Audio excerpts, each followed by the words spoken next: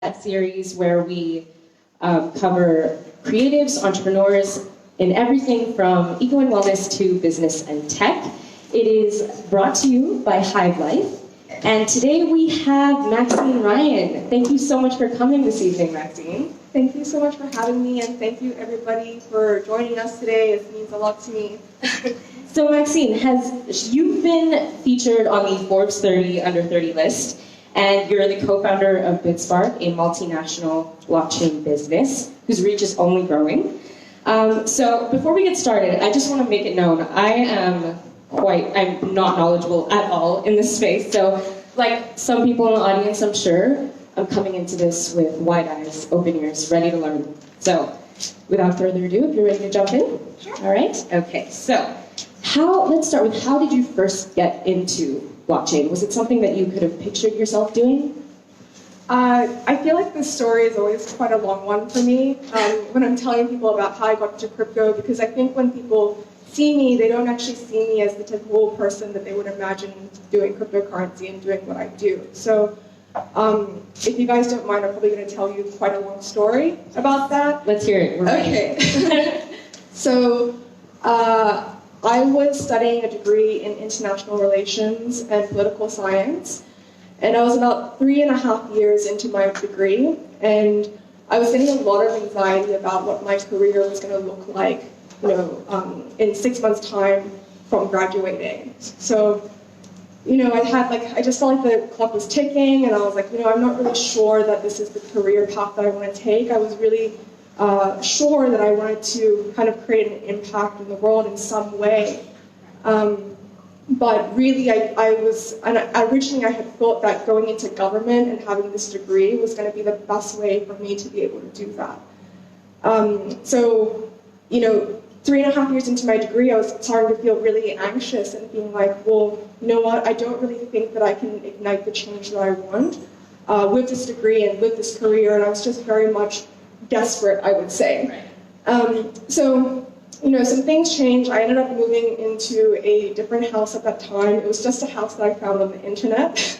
We've all been there. Yeah, as you do.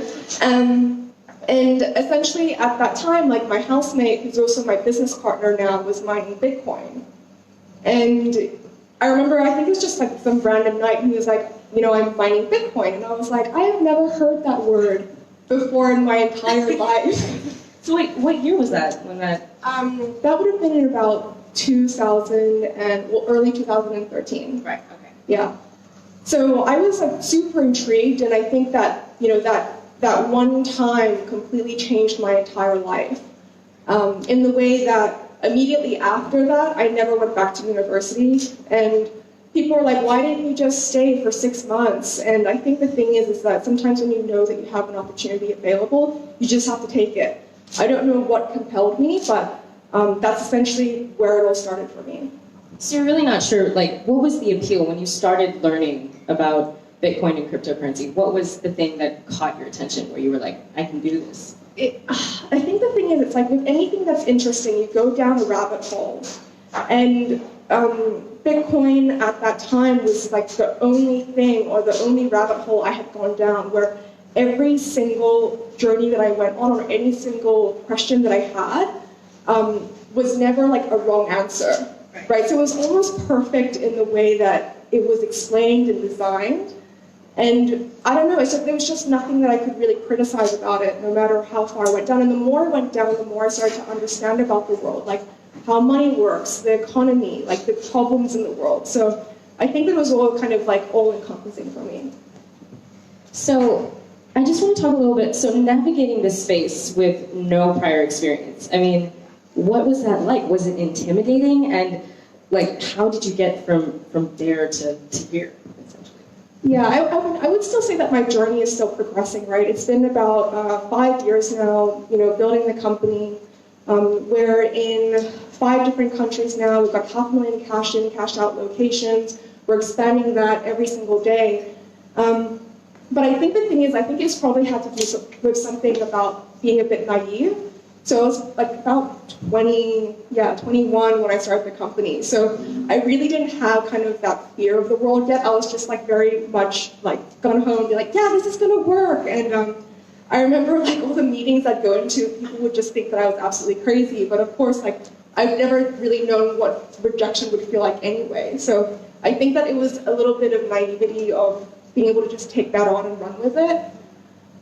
But luckily, you know, with the ideas that we had and what we were building in the company, they weren't just ideas that I think could be easily dismissed. And because we really focused on usability and being able to prove something, rather than talking about something that's just an idea, really kind of made it different for us. So an example of that was that we're the first in the world to send a cash-in, cash-out Bitcoin transfer from Hong Kong to Philippines. In 2014, this was the first use case of cryptocurrency being used for money transfer. So I had already had kind of a very good understanding that cryptocurrency can be used for the everyday person. And yes, there was a lot of manual work on the side of Bitspark and myself and my team.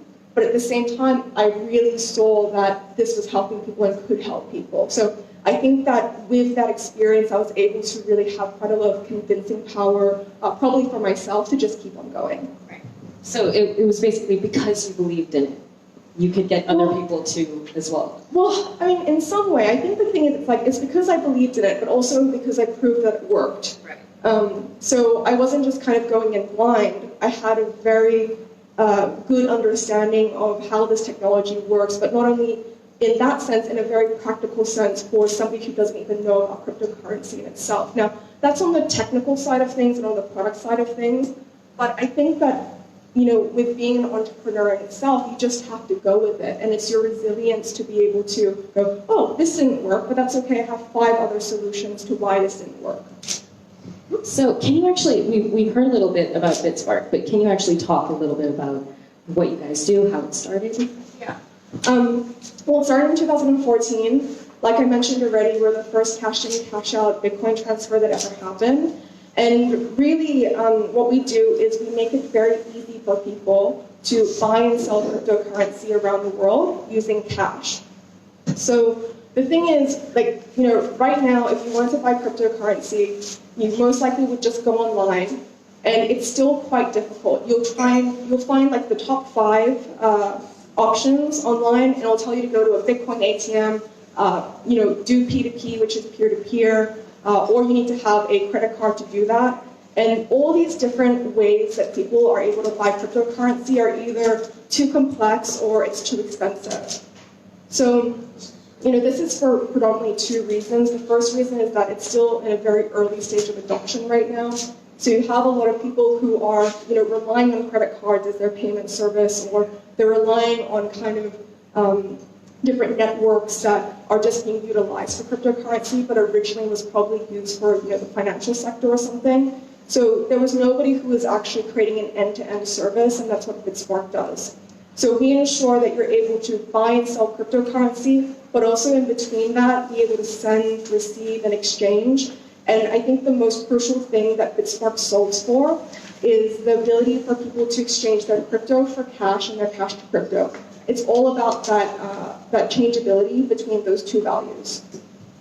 So as a company, can you talk a little bit about what sort of challenges that you guys face today? I mean, do you mean like locally or globally? Yeah, I would say locally, because I mean the next thing I was going to ask about was obviously what's going on in Hong Kong. We're going to touch on that a little bit. Yeah, I mean, how many people here are like entrepreneurs or want to be entrepreneurs? Can I just get like a show of hands? Okay. Oh, okay. So quite a lot of couple shy ones. That's yeah. all right. Okay, that's good. Yeah, so I think the most difficult thing for me when I first started was funding, was getting funding. Hong Kong I'm sorry, like I love Hong Kong. I was born and raised here. I want all the best, but Hong Kong is a terrible place to raise money, and I feel bad to say that, but unless you're doing something like very traditional, like there's like go-go van, like that's delivery. You're doing something like transport.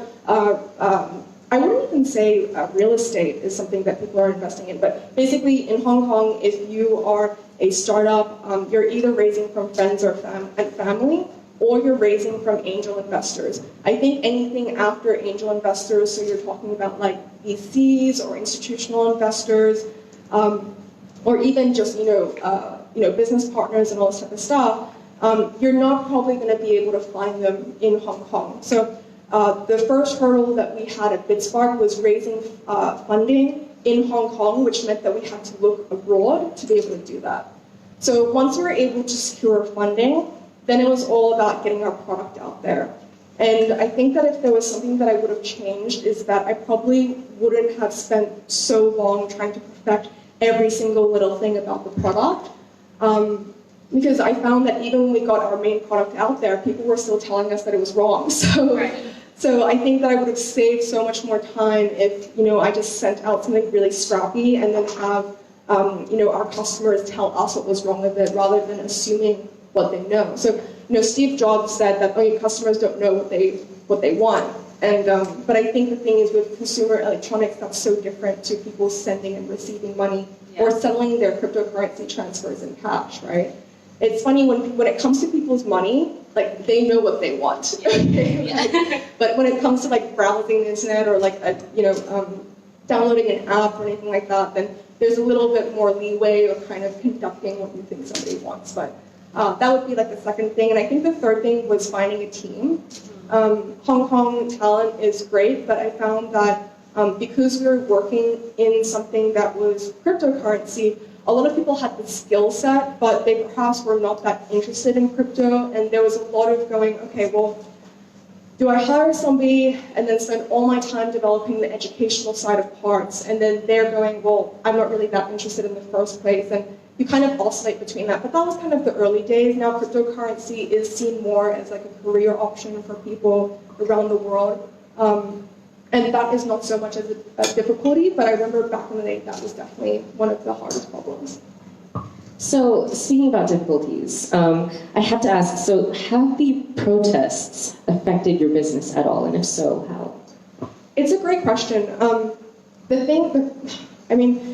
It's something that's super interesting when it comes to cryptocurrency is that whenever there is volatility, cryptocurrency seems to do well. And the reason why it does well is because it's an option for people. It's an option that is different for people. You can preserve your wealth from it. It's a way for you to invest money. It's a way for you to send or receive value. And the thing is, what we've found is that in Hong Kong, since the protests have happened, we actually saw a spike of people being more interested in cryptocurrency, not only in the volume of purchasing, but also in the internet search. If you look at Google Trends around the same time, specifically in Hong Kong, there was a spike of interest in cryptocurrency and specifically Bitcoin. Now, I think that the obvious reason for that is mostly perhaps fear, but I would say that probably cryptocurrency in the context of the Hong Kong protests is not affected. And I think that's probably a good thing because Hong Kong, even though Hong Kong is not that kind of forthright about their rules and regulations, you'll find that Hong Kong is actually one of the best places to have a cryptocurrency company because the rules and regulations are a lot more about a free market and letting the market decide what the regulation should be rather than vice versa. So can you just comment a little bit on how the crypto community in Hong Kong is shaping up? What is it like out there? Obviously, what's the sort of general consensus or reputation of crypto in Hong Kong? Okay, so there's quite a lot of personalities in cryptocurrency. There just is. I don't know what it is about crypto, but like it attracts almost the most insane people on the internet, but also the most sane people on the internet. I would like to think that I'm kind of like maybe halfway between both of those things because there's positives and negatives to both of those. But I would say that when you go to meetups or even if we look in this room today, everybody here has some form of interest in cryptocurrency or how this company is being built. I know that at a lot of the Bitcoin and cryptocurrency meetups, they're always full. So they're always full whether it's a bear market, so that means that the price of Bitcoin is not doing that well, a lot of people are selling it, or in a bear market, when it's not doing that well, there's still a lot of interest, and then when there's a bull market, there's still probably a lot more interest, but I would say it's about the same. So I think what the industry really needs right now is they need a game changer, right? They need a company that is going to be able to get everyday users to use it. And I would say that the industry as a whole is still kind of trying to get across that, I think, that threshold of, okay, we've got the early adopters in, but what's going to be the next thing, that killer app or that killer service that's going to get the rest of the population in? So, I mean, you speak about how there might be some hesitance. So can you tell me some of the risks in crypto and why that might be? Yeah, I mean, the thing about crypto, hello? Okay, great. I thought it cut out. The thing about crypto is that it makes you responsible for your own wealth. And I think that, when you're first thinking about wealth, it's usually when you're a young adult or maybe like late teens, and you're starting to be in charge of your own money. Like you're earning money and all this type of stuff, and you're thinking, okay, well, everybody here is kind of born in a structure of, I have a bank account and all this type of stuff, but we haven't really been taught how to question like what money is. We just know that, oh, I want to buy a coffee, so I know that this is what I need to buy a coffee. But you don't actually understand like how the government makes that money, or kind of these larger cogs that are working behind the scenes. And the thing about Bitcoin is that it forces you to acknowledge like what wealth means. What's the difference between soft and hard money, investments, and it just opens up like a whole encyclopedia about, wealth and investing and all this type of stuff. So I think that the risk there is that people go, they see like the hype train and they're like, oh my God, like Forbes said that it's like, the best investment vehicle ever, and it's like tripled 500,000%, and like, I gotta get in there. Don't do that. Yeah, it's the surest way to lose your money. So I think people are probably a little bit too eager to jump in at the wrong time because they just read something in the news that says that it's good. But yeah, I think that the main thing is that it's something that requires your research to do. And I personally find that it's a good thing because that seriously changed my life. Like when I started asking the right questions about like wealth and money, then I started to really understand why, Bitcoin could be an alternative, or why cryptocurrency can be an alternative to people. So, do you have any tips for people to avoid scams or pitfalls in cryptocurrency? Yeah, I mean, that's a really great question. So in 2017, there was the ICO craze, and everybody was just kind of like throwing money, like these projects were just raising like billions of dollars. For like a token that they're just listing on like a random exchange on the website, and it was just like really strange phenomenon that was happening. Like even I was completely taken aback by it, and I was like, what? Like how do people not see that this is a complete scam? I remember seeing a web page, and it was like not a Shopify store, but it was like kind of like a Weebly store or something. And people were like actively raising funds, like using this method, and it was just so obviously a scam to me. But I think that the media just kind of convinced you that like this is a great idea, you should hop in there. And, so in 2017, we saw kind of like the height of the scams because people saw that this is an opportunity to make really quick money, and it was. So the way to avoid that is by doing your research. So essentially, you always want to look at the team. You want to make sure that you want to look at what the technology is that they're using behind it. You want to look at their track record. Bitspark actually raised a token sale during 2017, and the thing that kind of made us different to a lot of the other projects out there was that we had already a track record of about 3.5 years. We had active products in the market, we had active users. So you have to look at the track record, you have to look at the team, you have to look at where they're coming from, is the business registered? You just have to do your research much like you're doing with any other investment, because it's true, it's the same type of evaluation that you would do with anything else, but I think for some reason during 2017, all kind of like normalcy went out the window. But yeah, to avoid scams, just do your research, be thorough about it, make sure you put in the effort to understand what you're buying. So, as someone who's obviously done a lot of their research, how do you think crypto will develop in the next 5 to 10 years? I think everyone's probably wondering where it's going.